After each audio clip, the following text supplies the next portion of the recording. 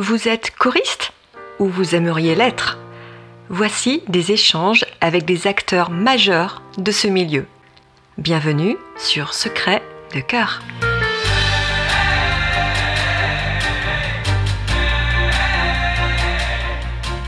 Bonjour Carole. Bonjour Corinne. Merci d'avoir accepté mon invitation pour venir sur ce podcast. Avec plaisir. Dans la catégorie choriste. Carole, je t'ai rencontrée en arrivant au Chœur de France en 2002 et tu étais déjà là et déjà au premier rang des altis pendant les concerts. Ah bon? Ouais, tu avais remarqué ça? Ouais. Mais écoute. Mais c'est vrai, t'as raison.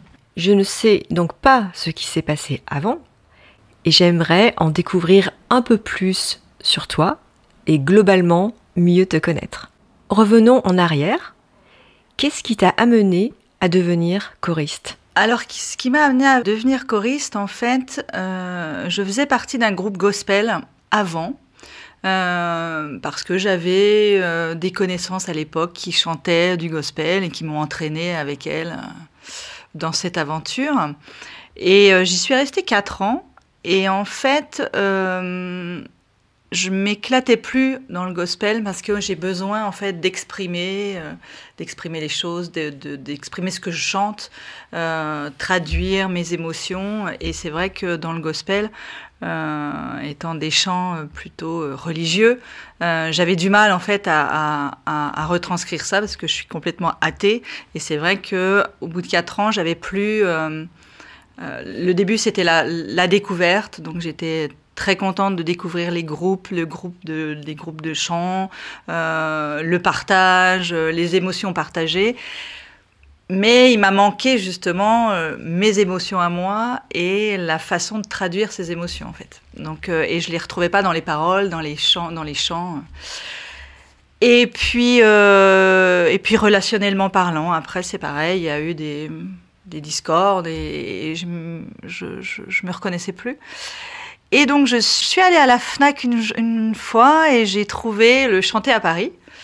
Et feuilletant, il y a beaucoup de chorales classiques, gospel aussi, et très peu de variétés. Et je cherchais de la variété. Et je crois qu'il y avait 2 chorales à l'époque, variétés, dont les Chœurs de France. J'ai appelé. Et on m'a dit, eh bien on recrute, en effet, on recrute au mois de mars, donc c'était un début au mois de mars, mais pour entrer, il faut, on manque cruellement d'hommes, encore et toujours, et donc il faut venir avec un homme. Donc j'ai réfléchi, et j'ai embarqué un copain qui chantait avec moi, donc au gospel, en lui disant, viens avec moi, je l'ai prié de venir avec moi pour pouvoir entrer au Chœur de France, et il m'a suivi, il a tenu 3 mois, lui. Et moi, l'aventure était là. Et j'ai connu, tout de suite, en fait, on m'a super bien accueillie. En fait, ça a été coopté tout de suite auprès des altis. Et puis, l'aventure commençait, en fait. Donc, c'est comme ça que je suis arrivée au Chœur de France. Du coup, tu connaissais le gospel et tu arrives dans le chant de variété. Est-ce qu'au niveau méthode de travail, c'est très différent de travailler le gospel ou le chant de variété? Alors, oui, c'est très différent et c'est surtout l'approche qui est différente en fait. C'est que je suis allée au gospel parce que j'ai été voir Gospel pour 100 voix au Dôme, au Palais des Sports à l'époque. Et l'effet waouh, quoi. Et donc, du coup, on est allé à la sortie à la sortie des artistes en fait, et on est tombé sur le chef de chœur de Gospel pour 100 voix à l'époque, et qui nous a dit, qui a été hyper avenant, enfin le gospel quoi, enfin les gens très protecteurs, très venez vers moi, enfin et qui nous a dit mais j'ai des petits groupes d'amateurs que je dirige en fait. Donc, on a eu la chance, avec le petit groupe que j'étais, d'avoir un chef de chœur hyper pro, en fait. Donc, qui nous a inculqué, en effet, alors, des techniques vocales, pas vraiment, mais en tout cas, la bienveillance entre nous, déjà. Et puis, alors, au niveau de la technique pure de chant, Pas plus que ça, je dirais, en fait. Pas plus que ça, parce qu'on n'était que des amateurs et on commençait tous. Et donc, lui avait un niveau beaucoup plus élevé, et je pense qu'il s'est mis à notre niveau, et il a voulu déjà nous inculquer, en fait, la passion du chant, en fait, et la passion de la transmission du chant. Donc, moi, ça me plaisait bien. Quand je suis arrivée au Chœur de France, c'était autre chose. L'approche n'était pas pareille, en effet, parce que alors c'était Jean-Claude Oudot à l'époque, et qui pouvait faire peur, que j'avais pas du tout connu avec le chef de chœur du gospel. Lui était déjà plus dans pas vraiment dans le partage, en fait. On sentait, mais je sais pas. Par contre, il transmettait ce que je venais chercher, c'est-à-dire l'émotion des mots, en fait. Et en fait, c'est ça, en fait, qui m'a fait complètement rester au Chœur de France, c'est que avec les harmonisations de Jean-Claude que j'ai appris au fur et à mesure, mais en tout cas tout de suite, en fait, ça m'a parlé, en fait. Enfin, les harmonisations qu'il faisait pour les altis m'ont parlé, et je me suis dit, je me reconnais dans les notes qu'il écrivait, c'est-à-dire vraiment dans la tessiture qui m'allait bien, et puis ça traduisait les émotions que je cherchais, en fait. Et les chansons, alors, moi on a commencé avec Barbara, l'Aigle Noir, et alors là, je suis restée scotchée, et je me suis dit, mais c'est ça, en fait, l'Aigle Noir, c'est ça qu'il faut que je chante. Donc, j'étais complètement toute petite au milieu des 200 choristes, mais c'est vrai que je me suis dit, mais si un jour j'arrive à faire ça, c'est génial, quoi. Donc voilà, c'est. Mais au niveau de la technique vocale pure, je peux pas dire que j'ai senti une grosse différence, alors qu'il y en a une, c'est sûr, mais c'était pas flagrant, en fait. C'était pas flagrant. Je passais pas je passais d'un domaine, enfin d'un style de musique à un autre. Mais ni l'un ni l'autre, en fait, n'inculquait ou ne voulait instaurer tout de suite une technique vocale, en fait. Selon toi, quelle qualité faut-il pour être un bon choriste amateur ? Ah, ça, c'est une bonne question. Pas évidente. Quelle qualité faut-il ? Je pense qu'il faut croire en ce qu'on chante. Et je suis pas sûre que... Alors, les chœurs de France sont ouverts à tous. Donc, après, je pense qu'il faut quand même avoir l'oreille. Mais c'est pas parce qu'on n'a pas une voix extraordinaire ou un timbre particulier. Mais le fait de... Enfin, pour moi, donc, je suis pure amatrice. Mais le fait de croire en ce que je chante... je pense, m'a fait progresser, en fait. Et ouais, je pense que c'est ça, en fait. C'est la vraie... le vrai, comment je pourrais dire... la vraie émotion, en fait, sort de tes tripes, en fait. Et donc, l'amateur, dans le vrai mot amateur, mais ça peut être aussi j'aime, c'est le mot j'aime. Et en fait, quand t'aimes faire quelque chose, je pense que tes qualités ressortent de façon innée, je pense. Tu parlais tout à l'heure de l'Aigle Noir. Est-ce que c'est cette chanson que tu as préféré travailler ou bien il y en a d'autres ? Que j'ai préféré travailler, pas qui m'a donné le plus d'émotion. Alors on est d'accord, c'est ça, c'est différent. Parce que préférer travailler, en fait, toutes les chansons à texte, j'adore travailler les chansons à texte. Et j'adorais, alors je parle au passé parce que Jean-Claude est plus là et que c'est quelqu'un qui, pour moi, m'a fait découvrir vraiment le chant choral et les émotions. Et là, le vrai ADN des chœurs de France, c'est pour moi les harmonisations de Jean-Claude qui traduisaient ces émotions-là. Et c'est pour ça, alors que toutes les chansons, oui, l'Aigle Noir, Mon Dieu de Piaf, Amsterdam de Brel, Voir un ami pleurer de Brel, Les Vieux de Brel aussi, il en a fait des choses magnifiques. Mais par exemple,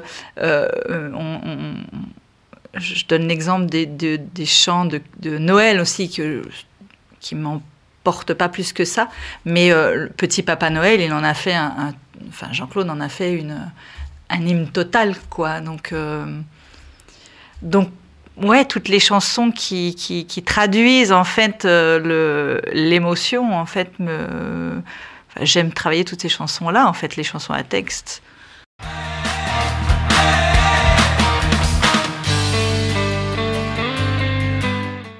On parlait de chansons et maintenant passons au thème.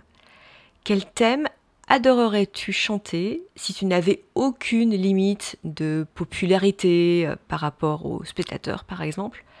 Ton choix pur serait sur quel thème? Quel thème? L'amitié. Oui, un thème transverse, hein, c'est pas mal. L'amitié, parce que je pense qu'à travers aussi les chansons, et on vient tous aussi, enfin on vient tous, en tout cas j'espère qu'une grosse majorité de choristes, en tout cas des chœurs de France, viennent aussi pour connaître le partage et connaître et faire des connaissances et lier des amitiés qui vont durer des années. Moi, j'ai des amis que j'ai connus au Chœur de France, et ça fait 20 ans qu'on est ensemble, et qui sont des réels amis. En fait, c'est ça aussi, la magie des Chœurs de France. Et oui, l'amitié. L'amitié, en fait, le Covid nous a permis de chanter l'amitié, justement, avec Cédille, la chanson de Calogero, et j'ai trouvé ça une expérience superbe. Donc... si on pouvait faire d'autres chansons avec ce thème-là, moi, je prends. Effectivement, tu disais tout à l'heure que les femmes sont surreprésentées dans les chœurs. Est-ce donc un bon plan de venir dans les chœurs pour y trouver l'amour? Pour y trouver? Pour y trouver l'amour. Je l'ai trouvé. J'ai eu la chance en 2000 d'avoir, il y a eu un arrivage d'hommes jeunes, beaux. Donc c'est vrai qu'à cette époque-là, on a eu, mais oui, je pense, et j'ai toujours dit, moi, ça fait 20 ans que je le dis parce que j'ai trouvé ma moitié au Chœur de France, mais en tout cas, j'ai toujours dit que les Chœurs de France étaient une grande agence matrimoniale. Et je pense que c'est vrai parce qu'il y a eu beaucoup de couples qui se sont défaits, parce que de rencontres d'ailleurs, de rencontres de chanteurs, enfin d'hommes qui avaient une vie et des femmes qui avaient des vies, mais la passion commune de la chanson les a rapprochés et finalement ont défait leur vie respective. Mais oui, j'y crois et j'y crois encore. Et quelles idées aurais-tu pour recruter plus d'hommes? Alors là, c'est très compliqué parce que c'est vrai que le chant, alors je ne sais pas si c'est en France particulièrement. Je ne connais pas trop les cultures anglo-saxonnes ou en tout cas des pays de l'Est où je sais, ou même les pays du Nord où les chorales sont hyper bien développées. Je ne sais pas les proportions d'hommes qu'il y a dans ces pays-là, mais en tout cas chez nous, en France, j'ai l'impression qu'en effet, c'est comme la danse en fait. Il y a des stéréotypes, on dit la danse, le chant, la couture, c'est pour les femmes en fait. Donc je ne sais pas si c'est culturel. Alors la question c'était... Ma question est quelle idée tu aurais pour recruter plus de choristes hommes? Ouais, c'est très compliqué en fait parce que peut-être il y a 20 ans, en fait, quand on m'a dit « tu viens avec un homme », parce que du coup, il y avait trop de femmes déjà il y a 20 ans au Chœur de France. Alors, l'ami avec lequel je suis venue, il est parti au bout de 3-4 mois, mais il aurait peut-être pu rester, en fait. Donc, je pense que c'est pas si mal, en fait, comme moyen de recrutement. C'est-à-dire de dire pourquoi pas dans mon entourage, écoute, viens avec moi, parce que si de toute façon tu viens pas avec moi, je peux pas rentrer dans un truc qui me plaît ou que j'ai envie. Donc si t'es vraiment mon ami, viens avec moi, et puis peut-être que ça te plaira, peut-être que ça peut faire partie d'un recrutement possible. C'est difficile ça. Le podcast s'appelle Secret de chœur. As-tu une anecdote à nous partager de quelque chose qui te serait arrivé pendant un concert, à toi ou au chœur? Alors, j'en ai plein.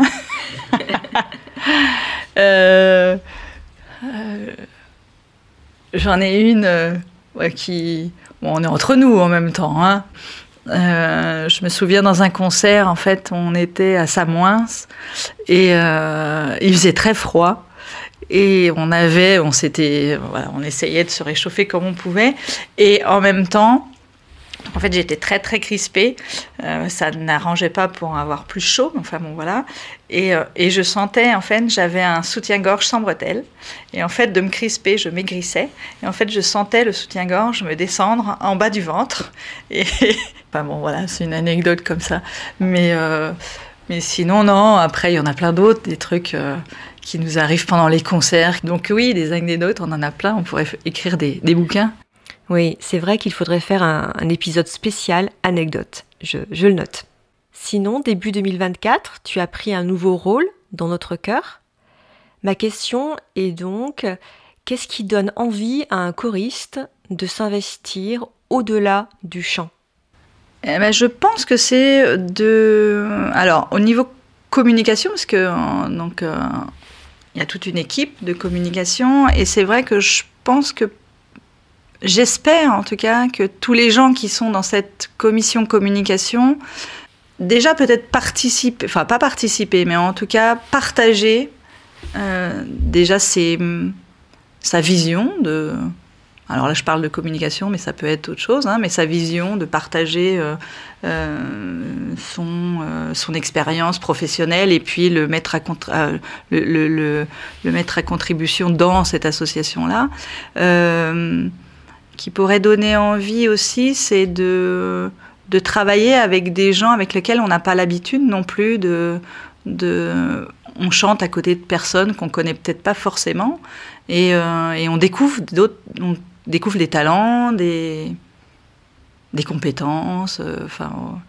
Donc ça, c'est aussi hyper intéressant, je pense, de pouvoir se confronter les uns les autres, et puis de pouvoir véhiculer ce qu'on aime, en fait, et de partager ce qu'on aime. Donc, je pense que faire partie d'une équipe, ça contribue à ça, en fait. Ça donne une chance de pouvoir mettre sa petite pierre à l'édifice, en fait.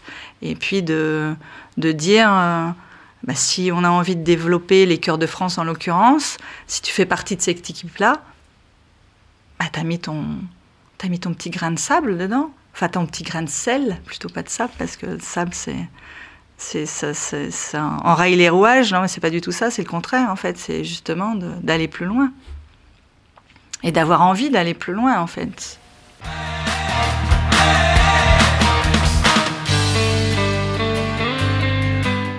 Carole, un grand merci pour te prêter à cet exercice d'interview.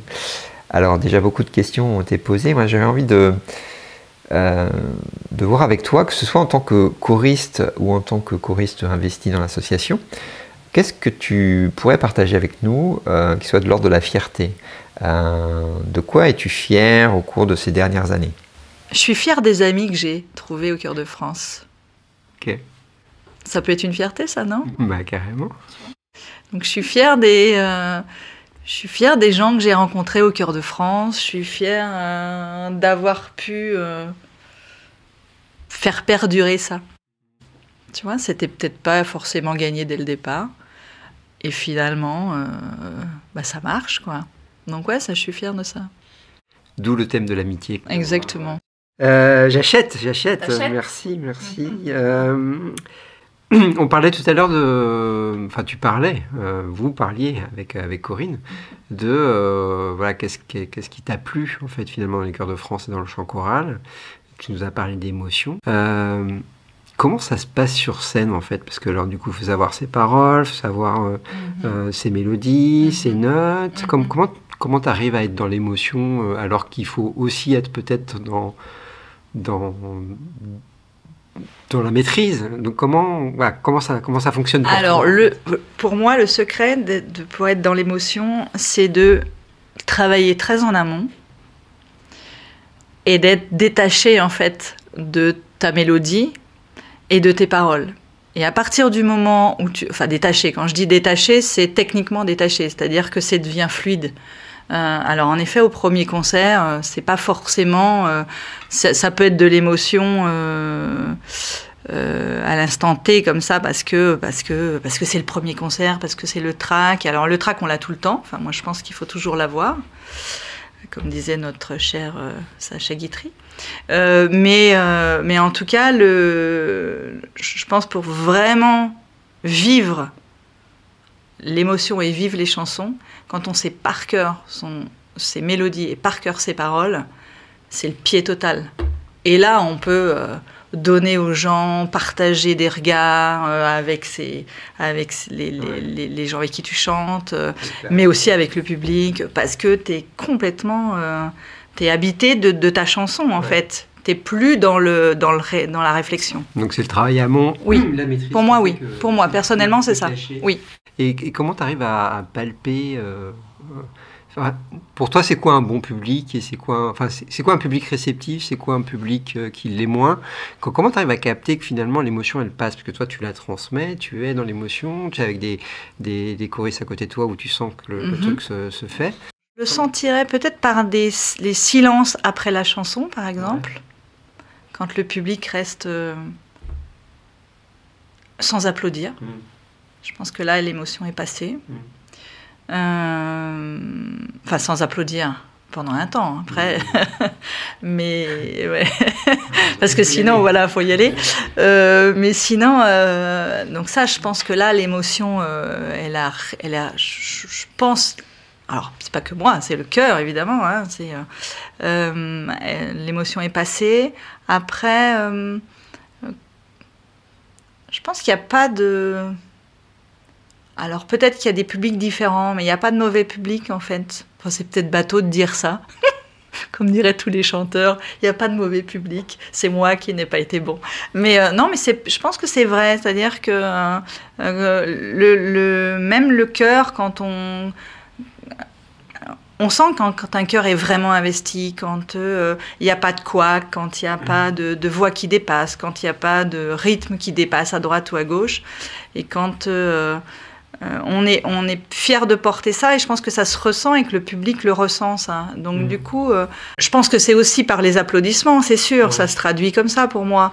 Mais peut-être pas que, c'est difficile. Hein. Bon. Ouais. Et donc Chœur de France, passeur d'émotions, donc tu passes les émotions. Est-ce que ça t'est arrivé de te faire surprendre par des émotions en concert? Ah oui. Ah oui. Tu aurais un exemple à nous partager? Là, je revois en fait, quand on a eu l'expérience de chanter le jour de l'enterrement de Johnny, et on était à 50, on faisait un concert à 50, et on a rechanté Quand on n'a que l'amour en fait. Et là... cette chanson-là, moi, elle me transporte de toute façon. Alors, par plein de... Et aussi par l'actualité aussi qui peut se passer à travers le monde. Mais donc là, il y avait aussi cet enterrement de chanteurs avec toute cette liesse de foule. Et en fait... et nous, on chantait cette chanson-là. C'est comme si on est... Enfin, je suis pas fan, mais je me souviens de me dire, mais en fait, je lui chante, en fait, ce truc-là. Et on se prend les mains, à la fin, je me souvenais, on se prend les mains. Et c'est un truc de fou, en fait. On s'est écrasé les mains avec... Enfin, tellement c'était puissant, en fait. On avait... et je me souviens avoir les larmes qui avaient coulé ce jour-là aussi, en fait. C'était... Ouais... Ça me... J'ai les frissons. T'as les frissons, ni penser, ouais. C'était... oui, ça c'est un truc... La profondeur du texte. Ouais. Et puis le moment en particulier, oui. Et du coup que tu peux partager ça en fait, parce que tu sens à côté de toi que ça se passe de la même façon en fait. Donc quand tu prends les mains de tes... de moi, de mes deux copines qui sont à côté, et que je sais qu'elles ressentent ce même truc-là, que là, c'est un truc de... C'est hyper fort, quoi. Ça, j'aimerais bien le revivre. Ouais. Mais tu vas le revivre. J'espère. Bien sûr. Bientôt les 40 ans des Chœurs de France. Ça, j'aimerais. Je te propose, c'est de faire un bond en avant et d'imaginer Carole dans 10 ans, au Chœur de France. Yes. Alors, tu fais quoi au sein des chœurs? Que font les chœurs? Que deviennent les chœurs? Que devient le chant choral? Oh là là là là. Voilà. Que devient le chant choral? Ouais. Que deviennent les chœurs de France? Ouais, allez, soyons plus... Moi, j'espère être toujours là, mais en tout cas, j'espère avoir... Si je suis là, ça veut dire qu'on aura retrouvé ce que je disais là, c'est-à-dire le vrai ADN. J'en parlais à Corinne tout à l'heure, mais là, et à travers le... Je parlais de quand on n'a que l'amour. Et si je suis encore là dans 10 ans, c'est qu'on aura retrouvé quand on n'a que l'amour. Du coup, tu auras réussi quoi, toi, en tant que... à la fois en tant que choréiste, mais également en tant que... Alors, peut-être qu'on aura réussi, parce que moi, mais il n'y a pas que moi dans l'affaire, il y a tous les gens de l'équipe. Ça voudra dire qu'on a réussi à véhiculer des messages. Et ces messages-là, ces messages justement de passeur d'émotions, puisque ça va être notre baseline, il faut vraiment qu'on la porte jusqu'au bout des ongles. Et si je suis encore là dans 10 ans, ça voudrait dire en effet, oui, que cette baseline-là, elle aura vraiment lieu de... Enfin, on aura bien fait de la choisir et de la conduire jusqu'au bout et de la porter. Alors, imaginons que tu y es encore, mais du coup, ce serait quoi le projet le plus fou là, que tu aurais envie de mener en tant que choriste ou en tant que responsable de com? Pour arriver à ça ou pas? Projet fou. Projet fou. Ah bah si, j'en ai un en tête. Ouais.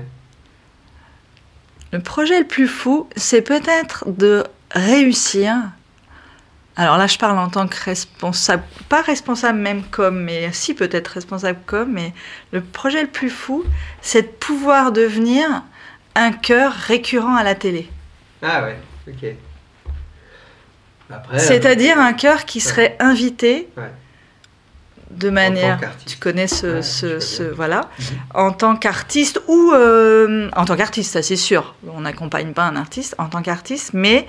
alors pas une émission consacrée forcément au chœur, c'est pas du tout ça. Alors ça serait le Graal. Mais et peut-être qu'avec les podcasts, on sera connus grâce à ça. Mais en tout cas, d'être un invité récurrent sur un hommage, le jour où il y a un hommage à Brel, et ben voilà, on sait que les chœurs de France ont un répertoire grand comme ça, et que on peut appeler les chœurs de France pour chanter Brel, quoi. Et du coup, ça me fait penser à un truc là qu'on s'est dit avant l'interview et que tu m'as confié, qu'aurait pu être une de tes fiertés, mais tu n'en as pas parlé, du coup je me permets. C'est aussi peut-être que le chant choral développe une autre image qui est peut-être un peu surannée vis-à-vis du grand public, et du coup on puisse que le chant choral puisse prendre sa place. Oui. Et dire, voilà, on invite un chœur pour interpréter une chanson et pas simplement pour faire des ou et des a sur un chanteur qui lui a une notoriété peut-être un peu complémentaire. Donc du coup, voilà. Mais le plus fou, c'est ça. C'est ça. Non, mais là, j'y pense comme ça. Après, il y en aura peut-être d'autres. Là, parce qu'on a cette actualité-là, donc ça me fait penser à ça. Mais peut-être qu'en baseline, au lieu de passeur d'émotions, enfin, pas au lieu, mais en plus, sur tout ce qui pourrait être... comment je pourrais dire, véhiculé à travers notre site, je pense qu'il ne faut pas oublier la phrase de Charles Aznavour, en fait, de dire que j'étais venue voir une chorale et j'ai vu un artiste. Exactement. Et en fait, cette phrase-là, on la met sur... très, très régulièrement sur nos coms, mais je pense qu'elle a toute sa place, et là encore plus, du coup, avec ce projet que je me dis que je me mets en objectif, pourquoi pas, elle a toute sa place. Et c'est vrai, les chœurs de France, on n'a pas besoin d'artistes pour chanter avec eux. Ok, j'aurais encore pas mal de questions à te poser, mais peut-être qu'on va tourner, Stéphanie. Carole, tu chantes en chœur depuis longtemps. On a évoqué les émotions provoquées au moment des concerts, mais qu'est-ce que ça t'apporte en fait ces week-ends de répétition? Qu'est-ce que ça m'apporte? je vais revenir un petit peu, enfin, ce que j'ai un peu déjà dit, mais alors les week-ends de Chœur de France, c'est alors ce qui m'apporte, c'est avant j'attendais ça, enfin ça fait partie, je pense aussi de ma vie, ça va faire 25 ans. Donc c'est vrai que c'était dans la première période de mes Chœurs de France, en fait. J'attendais ça avec hyper d'impatience, c'était ma raison de vivre. Après, alors j'ai trouvé mon amoureux, comme voilà. Et donc après, ça a pris une autre dimension, en fait. Et c'est vrai qu'on partageait ça, donc c'était en plus. Donc j'attendais plus ça comme un aboutissement de mon mois, enfin de tous l'échéance du mois qui arrivait. Parce que je partageais avec la personne avec qui je vivais, donc du coup on était Chœur de France, et puis les années passant, on ne parle que de ça, et donc des fois quand je vais au Chœur de France, je me dis j'aimerais bien revivre les moments où j'attendais que de chanter, en fait. Et là, en ce moment, c'est vrai que du coup, j'ai l'impression de plus profiter. Enfin, je vois pas le temps passer, et j'ai l'impression de plus profiter comme je profitais avant du chant, parce que je fais. Ouais, c'est intéressant, tiens, ce que je suis en train de dire. Je suis en train de m'analyser toute seule, mais de me dire en fait que il y a tellement de sujets, en fait, on traite tellement de sujets à la com, et donc du coup on est happé à chaque fois, que j'ai même plus le temps de voir les gens et de discuter avec les gens, ce que je faisais, et ces moments de partage là, alors heureusement je les ai ailleurs, parce que maintenant en effet j'ai des amis depuis 20 ans là-dedans, mais heureusement finalement, parce que heureusement que j'ai pas pris la responsabilité de la com il y a 20 ans, en fait, parce que je me dis que ça aurait peut-être pas tourné pareil, parce que j'ai plus le temps de parler avec les gens, en fait, de façon. Donc en fait, alors c'est pas la question que tu me posais, si, non, un petit peu. C'est super intéressant ce que tu as développé. Mais c'est vrai que du coup,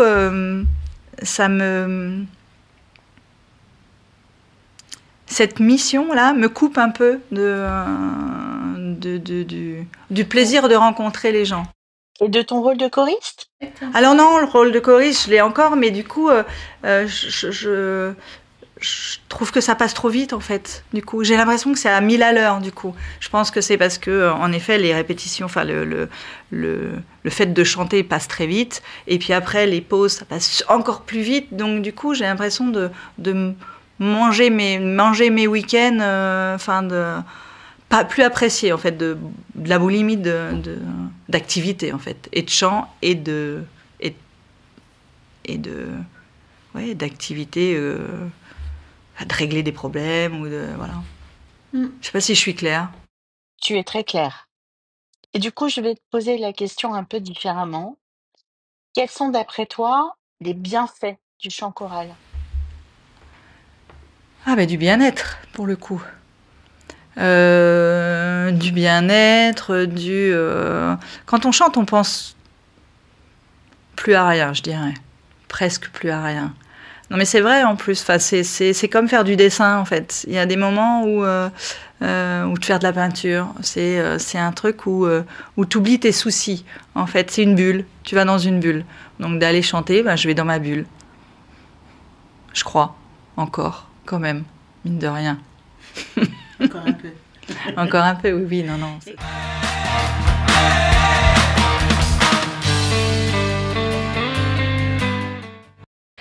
Voilà, nous arrivons à la fin de ce podcast. L'échange a été très intéressant avec toi, Carole, et ça confirme qu'on a plein de choses à se dire sur ce thème. Donc, écoutez, rendez-vous pour le prochain épisode. Merci.